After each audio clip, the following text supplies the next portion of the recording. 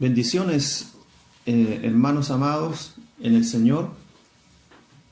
Vamos a conversar una vez más acerca de un otro libro de la Sagrada Escritura, el segundo libro de la Biblia.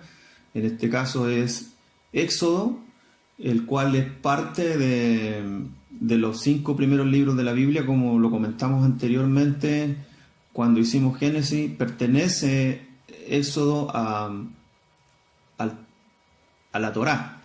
La Torá, o Humash, o Pentateuco, o Ley, como quieran llamarle, siempre se traduce así a los primeros 5 libros de la Escritura.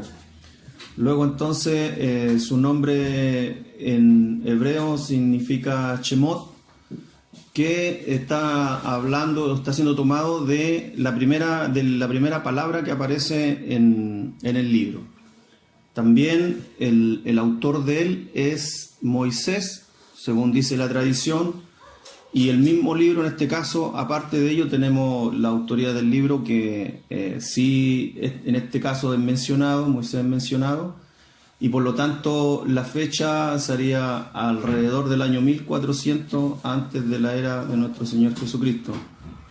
El contexto histórico de este libro narra el peso de la esclavitud de Israel en Egipto. Todo el proceso de la liberación, la llegada al monte Sinaí y parte de su recorrido por el desierto para poder alcanzar la tierra que el Eterno le había prometido. En eso se mueve el contexto histórico de todo el libro. Son partes importantes de todo esto, de todo el proceso en el que de lo que nos está mostrando el libro, porque en ello va marcado muy clarito el proceso del nacimiento de Israel como carácter, para que el pueblo tome una forma, un folclore, una manera de expresarse, una cultura. Si pusiéramos unas divisiones, le hiciéramos unas divisiones al libro, a grandes rasgos podríamos decir que desde el nacimiento de Moisés hasta su llamamiento,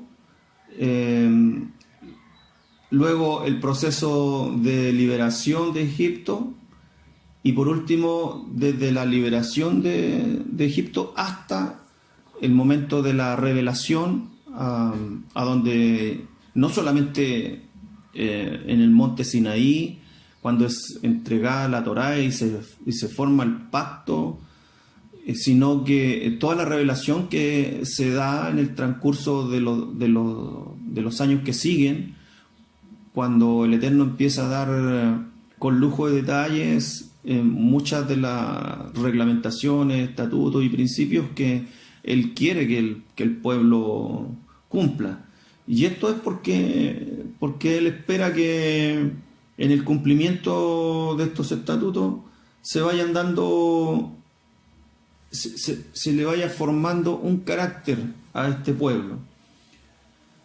¿Qué más tenemos? Tenemos que si nosotros hacemos un paralelo con nosotros, con nuestra vida, y asumimos que nosotros también somos parte del pueblo del Señor, que es lo que nos dice el nuevo pacto. El apóstol Pablo escribiría en Efesios, en el capítulo 2, verso 11 en adelante.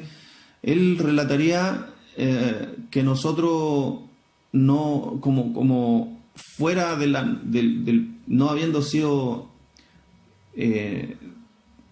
parte de la nación de Israel directamente, siendo gentiles, Él nos ha introducido al pueblo y nos ha hecho parte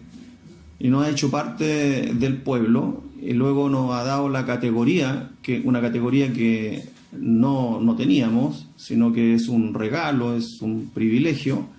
Luego entonces, a partir de ello y a través de los mandamientos, Él va formando en nosotros un carácter, Él va formando una cultura, y va haciendo a través de esto, en otras palabras, nos está moldeando para ser conforme Él quiere que nosotros seamos. Dentro de lo que nosotros revisamos acá, encontramos en el libro de Éxodo o Shemot varios personajes que también nos van marcando con lo que el Señor se agrada o le desagrada, con lo que Él pide, por cuánto Él es serio en pedir, y le interesa que esto se haga, y esto va haciendo de nosotros, Él va provocando en nosotros el temor a si cumplimos, cuánto cumplimos, qué empeño le ponemos en cumplir, en si dentro de nosotros está solamente una actitud de cumplir o también hay en nosotros el deseo de amarlo, de respetarlo, y no solamente es por cumplir, sino que es por amor. Bien, el personaje principal del libro es Moisés. Moisés, así como también lo dijo Yeshua hablando con algunos judíos, les dijo que las escrituras, en una parte le dice: si le creyerais a Moisés, a mí me creeríais porque Moisés habló de mí.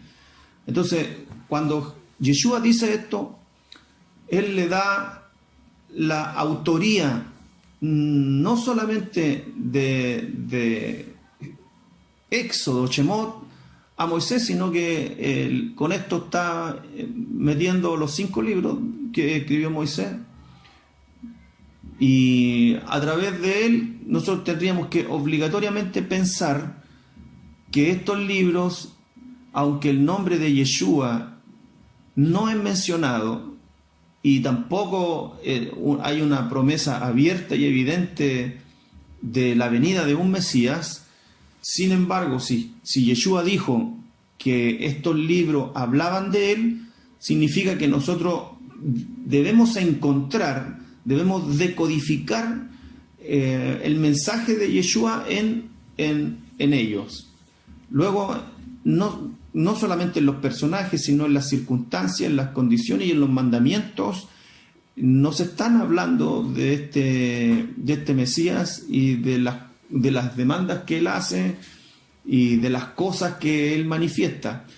Entonces, Moisés, como personaje principal y siendo un tipo del Mesías, en él vemos al libertador, que es una de las tantas funciones que cumplió nuestro Mesías. Una persona que un pueblo que está oprimido, que está afligido y que necesitaba de alguien que fuera y lo rescatara de la esclavitud, y Dios, habiendo llamado a Moisés, así también proveyó el Eterno de un libertador. En Moisés también él proveyó de un libertador o de un salvador en Yeshua. Luego, siendo él entonces Moisés un tipo del Mesías, no solo porque haya llegado a Egipto en medio de la aflicción del pueblo y le haya hecho confiar al pueblo que le creyeran a Dios, que Dios se había acordado de ellos y que iban a salir de ahí, sino que también él cumple un rol de maestro, que es justamente lo que dijo Yeshua. Dijo él que él era el maestro, y o sea, no es que lo haya dicho él, sino que está escrito uno es vuestro maestro, el Cristo, está así expuesto en el Nuevo Pacto. Luego entonces en el paralelo, así como Moisés es nuestro maestro, también el Mesías es nuestro maestro. También tenemos otro personaje principal dentro de este libro, y es Faraón. Faraón también representa algo. Faraón representa a nuestro archienemigo Satanás, a nuestro adversario, que es quien nos esclaviza y quien nos lleva a las aflicciones de esta vida que tenemos continuamente. Y Egipto, para nosotros también encontrándole un equivalente, sería el reino de las tinieblas. Entonces, siendo Egipto el reino de las tinieblas y Faraón, Satanás, nosotros hemos sido rescatados, como lo dice la Sagrada Escritura, del reino de las tinieblas. Él nos sacó del reino de las tinieblas y nos trasladó al reino de su amado Hijo, Yeshua. Luego entonces vemos en este libro esta transición, el estar en un lugar de tormento, estar en un lugar de esclavitud, estar en un lugar de servidumbre, en donde no hay propósito, en donde no hay proyecciones de vida. Viene un Salvador que nos da una promesa, nos hace confiar y nos habla de una tierra que fluye leche y miel, nos hace ver la mano poderosa del Eterno en señales, en prodigios, en milagros, y luego hacemos el paralelo y para nosotros es lo mismo, habiendo vivido una vida de pecado, sujeto a este faraón en un mundo de esclavitud. El Egipto espiritual sería para nosotros estar en el mundo, en el reino de las tinieblas. Viene este Salvador, Yeshua, nos muestra los milagros, nos hace confiar en Dios, nos habla de una tierra prometida, nos habla de cielos nuevos, de tierra nueva, de un siglo venidero, del reino de Dios, y nosotros le hemos creído. Y nosotros hemos visto sus milagros, vemos la mano del Todopoderoso haciendo cosas extraordinarias en el caminar cuando decidimos nosotros creerle y avanzar. El Evangelio es esta buena noticia, es abrirnos a un mundo de varias experiencias espirituales.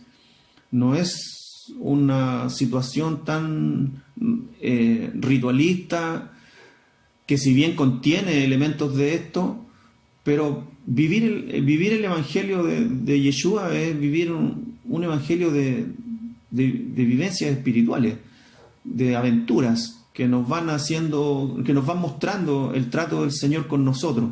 Pero esto es lo que vemos en el transcurso del libro. Estos tres personajes, Faraón, Egipto, van representando para nosotros nuestro cotidiano vivir, de dónde nos sacó el Eterno y cómo vamos ahora, nosotros caminando por el desierto. ¿Sí?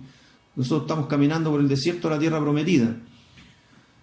Por último tenemos el pueblo. Vemos, el pueblo también para mí no deja de ser un personaje. El pueblo es un personaje que muestra altos y bajos, un pueblo que de pronto cree de todo y le cree 100% a Dios y luego recae al punto de no querer nada con Dios. Tenemos pasajes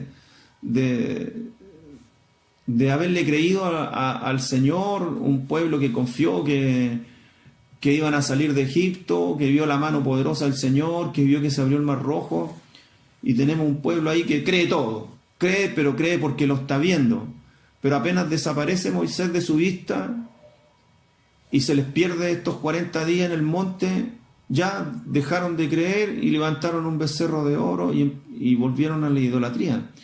Entonces un pueblo que vemos nosotros que tiene alto y bajo, y junto con ellos, haciendo nuevamente un paralelo, nosotros somos ese pueblo. Nosotros somos ese pueblo que en un día tiene una experiencia bonita con el Eterno y le cree y tiene todas las ganas de guardar los mandamientos, pero pasado un tiempo olvida rápidamente las vivencias, olvida el sentimiento bonito y luego dejamos las cosas y nos volvemos indiferentes, nos volvemos fríos, nos volvemos sin ganas de hacer ningún esfuerzo y incluso en casos más graves se vuelven atrás. Nosotros no somos de los que volvemos atrás, dice la Escritura, de todas formas. Pero tenemos aquí un pueblo que también no deja de ser el objeto del amor de Dios, pese a que en algún momento el mismo Eterno le dice a Moisés: hazte a un lado que voy a destruir este pueblo y de ti hay una nueva nación. Aún así, el Señor, escuchando la intercesión de Moisés, tiene misericordia, y a nosotros nos pasa exactamente lo mismo. ¿Cuántos de nosotros no hemos estado en el alto y en el bajo? Y tal vez alguien en lo secreto ha estado intercediendo por nosotros, y el Señor tiene misericordia de nosotros y nos sigue amando a pesar de lo malo que somos, de lo injusto que nos comportamos, de lo infieles que le somos al Eterno. Él nos sigue amando. No por eso no vamos a recibir nuestro castigo, ni vamos a dejar de vivir las consecuencias del pecado. Seguramente las vamos a vivir igual, pero el amor del Eterno es intransable. Como diría muchos años después el apóstol, ni la muerte, ni lo profundo, ni lo porvenir, nada nos podrá separar del amor del Señor, que es en el Mesías Yeshua. Algunos mensajes que nos puede dejar este libro. La liberación. La liberación es el mensaje principal que este libro nos comenta. Después de vivir a manos del faraón y en servidumbre, el pueblo es liberado de una manera espectacular, milagrosa, con la mano del Señor moviéndose de una manera impresionante. El pueblo es sacado de ahí y llevado a través del desierto y a través del mar, también de forma milagrosa, al monte Sinaí, que luego también ahí ocurriría otro acto también sobrenatural y gigantesco, para que Dios armara con el pueblo de él el primer pacto. Entonces, este libro nos deja clarísimo que a nosotros la historia se repite, nos deja claro que también nosotros hemos vivido una liberación y que tenemos que valorar, porque el mensaje del libro es valorar la liberación que se nos ha regalado, porque esto es gracia de Dios. Él dice el libro de Deuteronomio, un pasaje también bastante conocido en el capítulo 7, no te escogí yo, hablándole Dios a Israel, porque fueras uno de los pueblos más fuertes de la tierra, sino que te escogí porque te amé. Y a nosotros nos pasa exactamente lo mismo. No es que nosotros tengamos cualidades espectaculares por las cuales Dios nos necesite para usar esta en su favor. No tenemos nada. De hecho, nosotros no somos nada. Y si alguna cosa espectacular hubiera, es porque Él nos amó y decidió usarnos en función solamente de este amor. Luego, entonces, ¿cómo no valorar esta libertad que Él nos ha dado en Cristo Jesús? Si el pueblo no lo hizo y el pueblo no lo valoró, y mucho pueblo murió a causa de su rebelión en este libro. En su primera rebelión murió mucha gente, 3.000 almas. Luego entonces el mensaje es claro para nosotros: no despreciemos una liberación tan grande como la que ha hecho nuestro amado Mesías. También un mensaje que se repite mucho a lo largo del libro de Éxodo es el tema de la sangre. La sangre parte por el cordero que es sacrificado el 14 de Nisán para la última de las plagas que Dios echaría sobre Egipto y liberar por fin a su pueblo después de 9 plagas anteriores, en donde, siendo endurecido el corazón de Faraón, no dejó ir al pueblo, y es sacrificado este cordero. Luego es tomada la sangre de él por orden del Señor y es puesta sobre los dinteles de las puertas, porque en aquella noche el ángel de la muerte, el destructor, iba a bajar e iba a pasar por las tierras de Egipto, y a todo aquel en donde no estuviese la sangre puesta de ese cordero en el dintel de las puertas, el primogénito de aquel lugar moriría.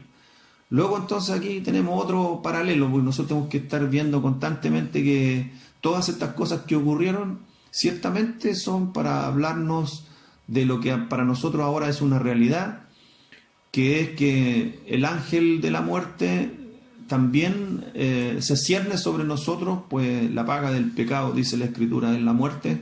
Sin embargo, la muerte no tiene efecto sobre nosotros si la sangre del Cordero está en nuestras vidas.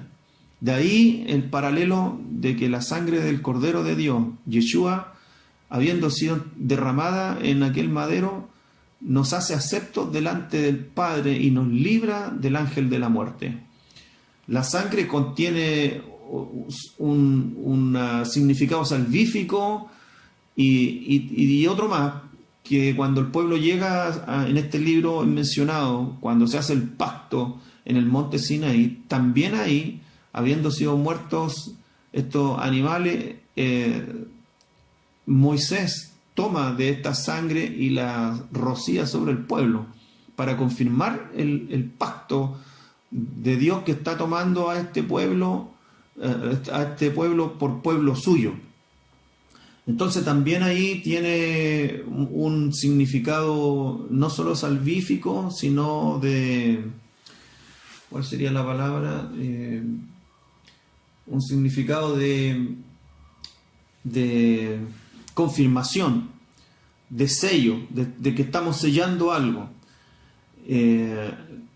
Por eso que existen pactos de sangre también, porque a través de la sangre contiene ese simbolismo de que se sella un contrato, se sella un pacto con ellos. También tenemos otro de los mensajes que nos va dejando el libro, y de hecho es uno de los, como de los principales, es la entrega de la Torá.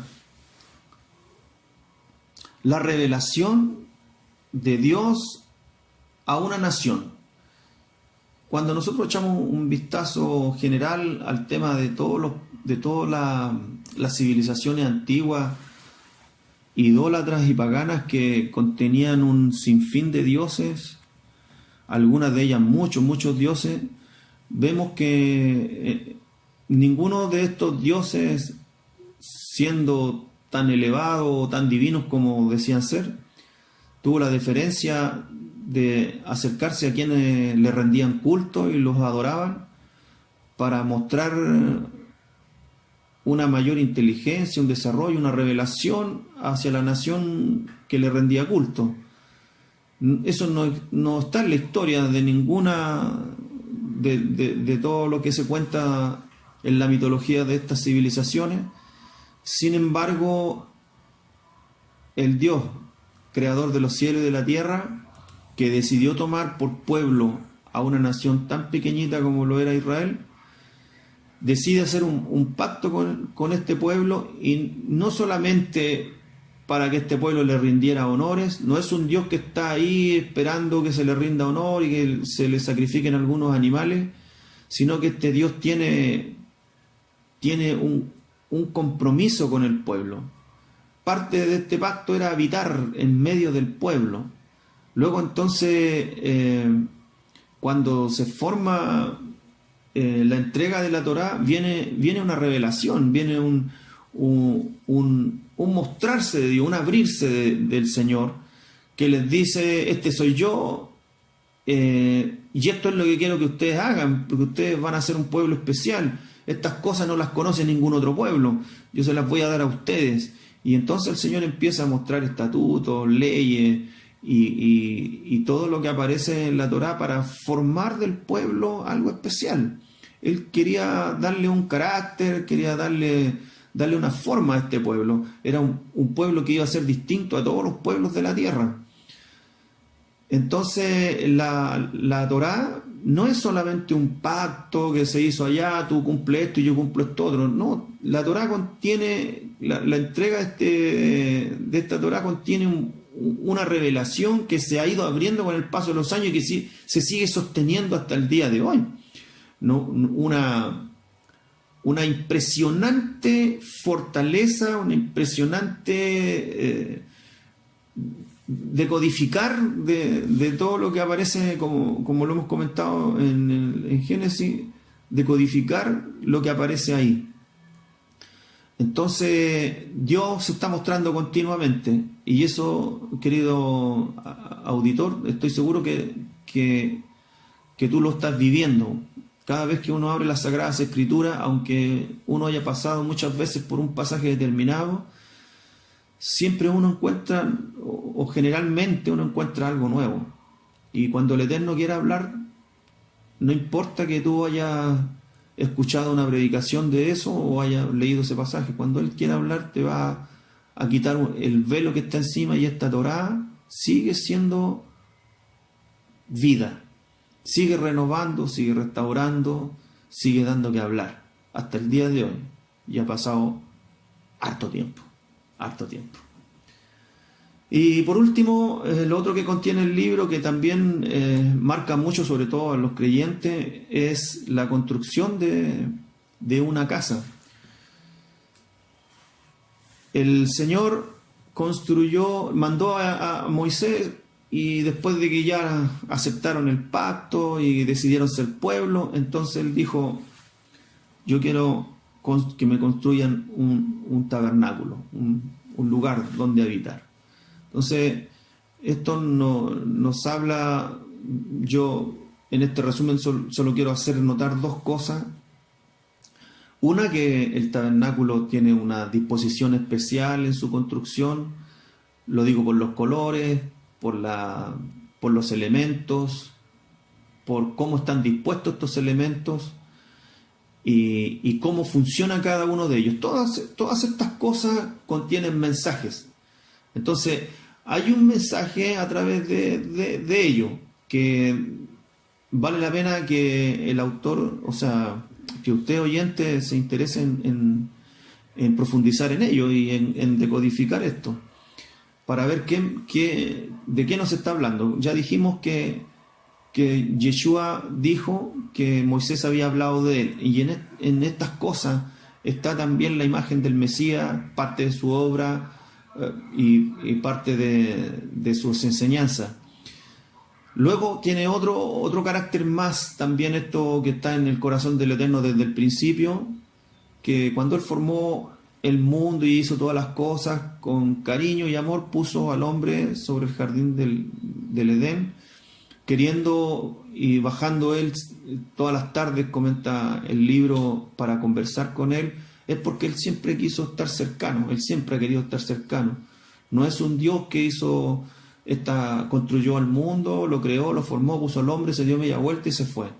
No, Él formó este mundo, tiene cuidado de él, lo sostiene, lo mantiene, pero sobre todo quiere tener una relación con el hombre.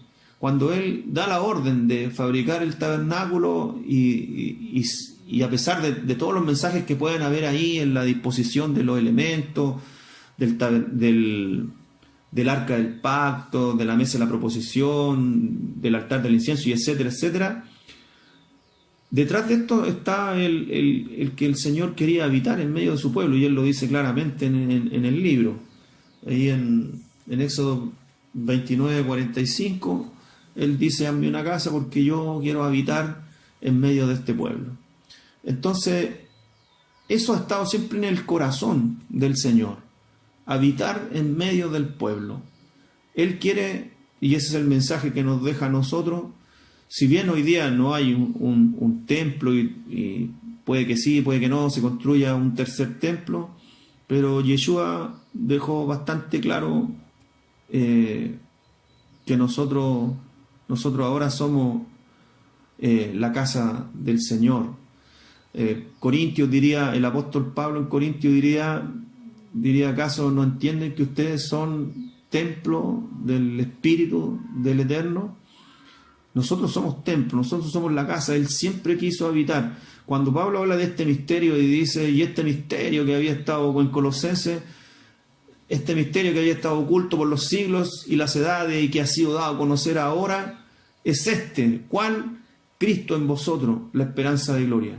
Esto es lo extraño, esto es lo curioso, esto es lo que no pudieron deducir los antiguos, pero que en este tiempo fue revelado, que la presencia del Señor es a través de su Espíritu iba a estar en nosotros. Nosotros somos ahora el templo de una porción del Espíritu del Eterno. Entonces no es pequeño este misterio, ni pequeña su revelación. Para nosotros esto es una de lo que mensajes que nos deja este libro, que el Señor siempre quiso habitar en medio de su pueblo, que Él quiere hacerlo, que como diría también el apóstol Juan en el libro de Apocalipsis, aludiendo al Mesías, diría él: he aquí yo estoy a la puerta y llamo, si alguno oye mi voz y abre la puerta, entraré a él y cenaré con él y él conmigo. También termina la Escritura con este mismo mensaje, queriendo entrar, queriendo cenar, queriendo tener comunión con nosotros.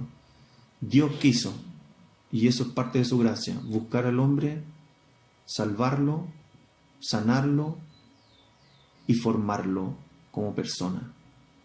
Que el Señor les bendiga, y nos estamos hablando en otro comentario.